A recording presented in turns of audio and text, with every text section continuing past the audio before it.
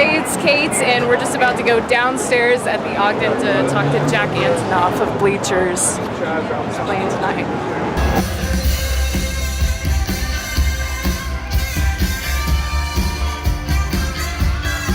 Here with Jack Antonoff of Bleachers. You were just in Colorado a few months ago, and then before that you were in Colorado Springs, so we just talked to you, but last time that we had talked to you, it was like May 23rd. It's like a week before Gone Now came out. Ever since it's been out, I'm not lying, it hasn't left my CD player. Oh, thanks. And it's just amazing. So, and I was actually kind of bummed that it came out like a week before you were at the station. Yeah, those so shows I couldn't tell you that. the moments before it comes out are funny, the tour dates and people I meet, because it's right before everyone can hear it. It's bizarre. I know, and I was actually kind of bummed that I couldn't tell you how great it was, because I'm serious. It means a lot to me. Definitely my favorite album of 2017. So what would you say is the biggest difference between then and now? Pre-Gone Now and now that you're kind of into the Gone Now tour, you were just starting it when you came through. Everything. I mean, making the records is only a portion of it. Sharing it with people and the ways that they react, it changes the music.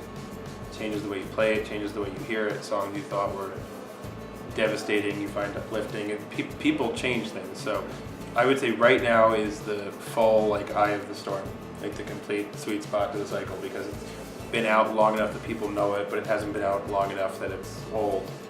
It's that perfect moment when it's just all working. We heard a lot of the songs that night. It was May 23rd, it was at Raucous. We heard a lot of songs for the first time.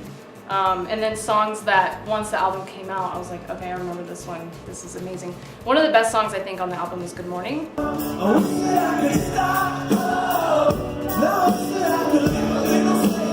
One thing I wanted to ask you about, because with that song, I heard what you wrote the song about. It's that moment between waking up and being awake. How do you, for people, they don't really, it's not an experience that you really think about, because it's not an experience I really thought about until you said something about it. Yeah, so how do you put those moments into words so well?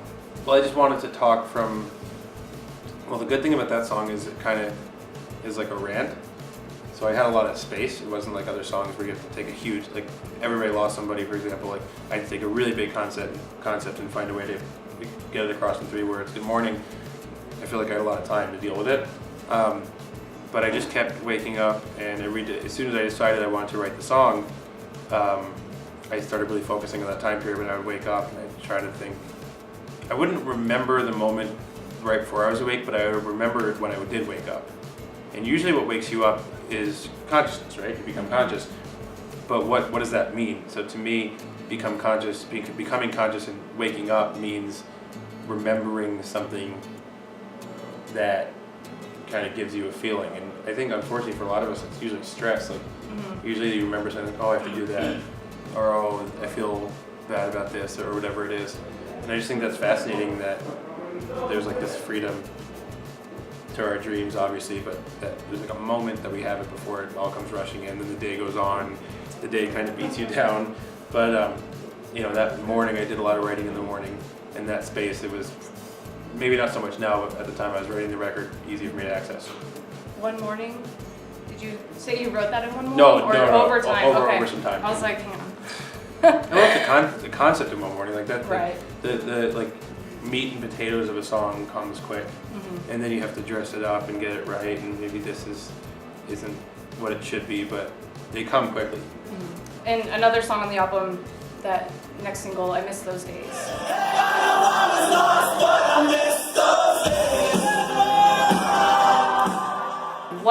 What days do you miss the most? Well, the line is I was lost, but I miss those days. Right. So what's ironic to me is the days you end up missing the most are the ones when you're the most fucked up.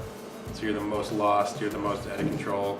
You don't really know how to behave or make the work you want to make, but there's a freedom to that, and that's what that song is about, is when you kind of have nothing to lose, you think you have nothing, but you actually have a lot of power, because you can do anything, and no one's criticizing you or dragging you down or even having an opinion on it. That's a really important phase for an artist, and I miss that.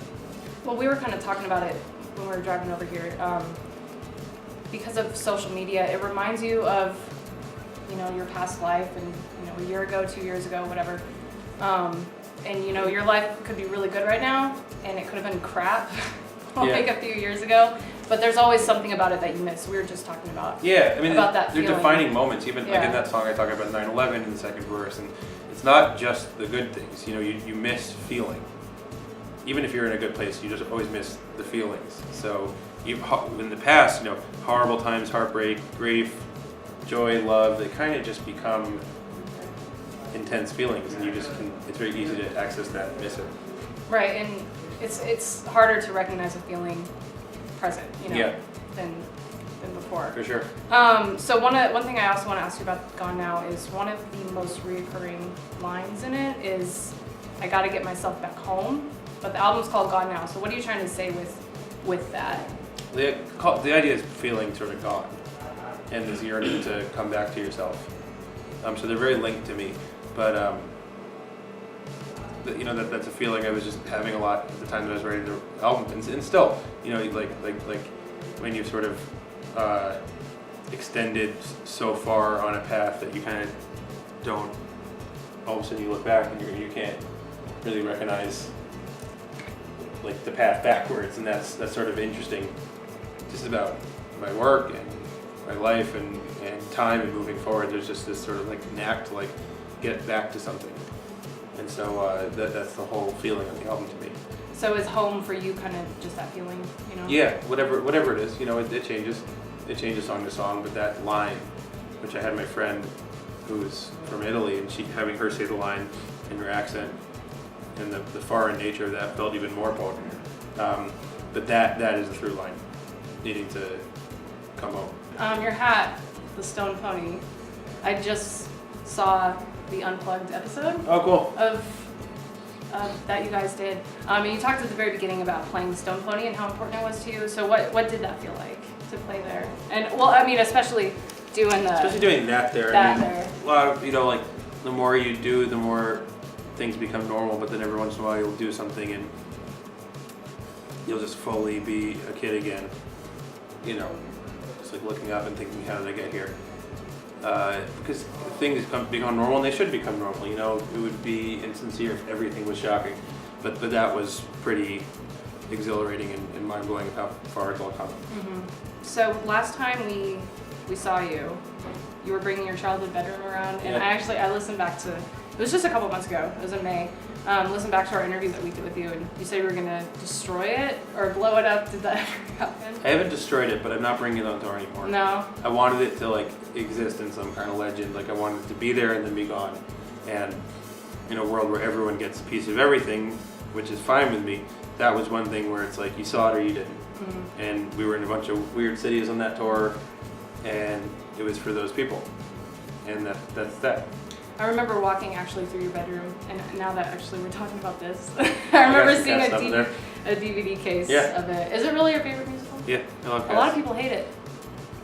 They don't get it. Which sucks. People don't like it because it doesn't have a story, but it's amazing. You can't hate the music or anything. The story is life. Right, I know. And it's about cats. Like people ask what it's about. It's like it's literally about cats. It's just about these cats that all trying to like descend to this higher being, and they, you know, or this like elite group of jellicle cats. Right. But it's faith-based. It is. And kind of on that musical note, I don't know if it's because I'm such a big fan of musicals, but listening to you sometimes, you have a lot of musical elements in your songs. I feel like just with songs changing pace and changing tone and changing, just changing like that throughout it. Is that something that I'm just hearing because I love musicals, or are you? No, I love theater. I love not just musicals, but the concept of theater, and I think all my favorite albums have theater to them. Mm-hmm. They move, and there's stories, and their lines, and that's just how I've always written, because I've always seen things that way, like documenting pieces. Like a great album should be a documentary of a moment. It shouldn't start too early or late. It shouldn't end too early or late. It's just this very specific moment, just kind of like theater, like it's a moment. So you just announced some dates with Pink. Yeah. That's amazing. How are you feeling about that? I like her a lot. I got to work with her on her album, So we got to know each other a little bit then, and she's a trip. And I like how Bleachers can sort of exist in a lot of different spaces. Mm-hmm. She's an extremely genuine human and artist, so I'm very proud to do it. Well, very excited about the show tonight. Yeah, I'm happy you get to see it after you spend time with the album. Hi, I've been Jack from Bleachers. And I've been Cate from RXP. That's it.